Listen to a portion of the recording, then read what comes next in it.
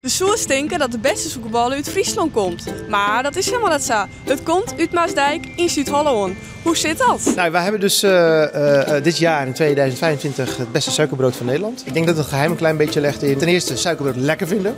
Echt lekker vinden. Een beetje ambitieus willen zijn. Het beste willen zijn. Ja, vervolgens ook heel vaak naar Friesland geweest. Veel met Friese collega's gepraat. Veel geproefd daar. Meenemen. En dan oefenen, oefenen, oefenen, oefenen. En nu het suikerbrood knippen. Hoeveel suikerbroden verkopen jullie op een dag dan? Ja, dat is heel verschillend. Maar ja, normaal zeg maar in het weekend 60 of 80.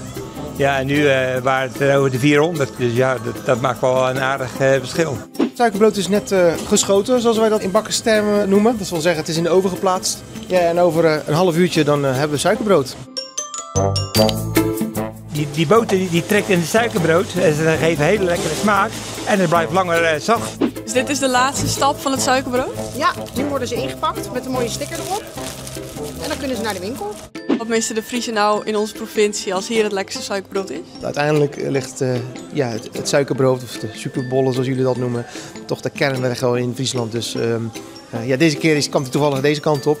Maar ik geloof niet dat jullie iets missen in Friesland dat wij hier wel hebben.